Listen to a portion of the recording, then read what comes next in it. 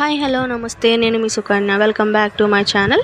ఈరోజు వీడియోలో గుత్తి వంకాయ మసాలా కర్రీని ఎలా చేయాలో చూపించబోతున్నానండి. మీరు కూడా ఇంట్లో ఒకసారి ట్రై చేయండి. గుత్తి వంకాయలోకి మసాలాను ప్రిపేర్ చేసుకుందాం. ఒక కడాయిలోకి గుప్పెడు పల్లీలను తీసుకుని దోరగా వేపుకున్నాక గుప్పెడు ధనియాలను కూడా వేసుకుని దోరగా వేపుకోవాలి. అలాగే 4 కొబ్బరి ముక్కలను, 10 మిరియాలు, 2 యాలకులు, ఒక చెక్క, జీడిపప్పు, జీలకర్రను వేసుకుని మంచిగా వేపుకోవాలి. మసాలా అనేది వేగినాక మిక్సీ జార్లో తీసుకొని అందులో అల్లం వెల్లుల్లి పేస్ట్, అలాగే ఉల్లిపాయలు, పచ్చిమిర్చి, కారం, ఉప్పు వేసుకొని మెత్తటి పేస్ట్ లాగా గ్రైండ్ చేసుకోవాలి.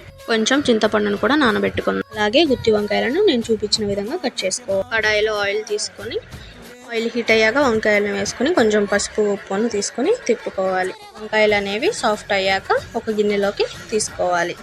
మనం తీసుకున్నటువంటి వంకాయలను 10 నిమిషాల పాటు పక్కన పెట్టుకోవాలి. 10 నిమిషాల తర్వాత తీసుకున్నటువంటి వంకాయల్లో మనం పట్టినటువంటి పేస్ట్ని వంకాయకి పట్టించాలి. అలా మసాలా అంతా వంకాయలకు పట్టించాలి. ఆ తర్వాత ఒక కడాయి తీసుకొని దాంట్లో ఆయిల్ యాడ్ చేసుకొని మనం మిగిలినటువంటి పేస్ట్ని మసాలాలో వేసుకోవాలి. మసాలా అనేది ఆయిల్లో కలిసే విధంగా మంచిగా తిప్పుకోవాలి. తిప్పుకున్నాక మనం మసాలా పట్టించినటువంటి వంకాయలను కూడా దాంట్లో యాడ్ చేసుకోవాలి. మీరు కూడా ఈ సింపుల్ గుత్తి వంకాయ కర్రీని మీరు కూడా ఇంట్లో ఒకసారి ట్రై చేయండి.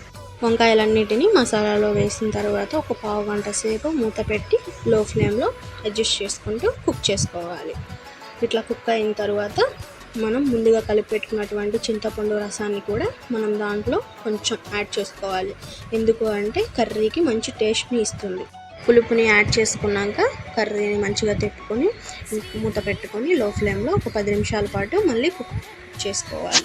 10 నిమిషాల తర్వాత మూత ఓపెన్ చేసి చూస్తే మసాలా అనేది మంచిగా కుక్ అయ్యి ఆయిల్ అనేది సపరేట్ అవుతుంది.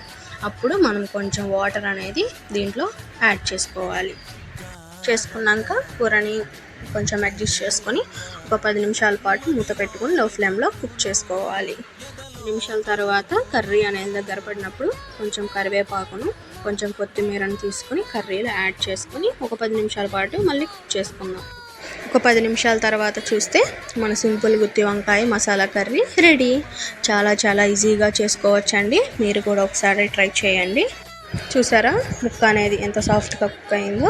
అలాగే మనకి చక్కటి గ్రేవీతో కర్రీ అనేది మంచిగా గుమగుమలాడుతుందండి.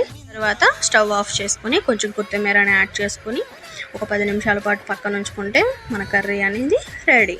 కర్రీని మీరు రైస్ ఆర్ చపాతీ, పుల్కా, రోటీ ఇలా దేనిలోకైనా ది బెస్ట్ కాంబినేషన్ అండి. మీరు కూడా ఒకసారి ఇంట్లో ట్రై చేసి కామెంట్ చేయండి.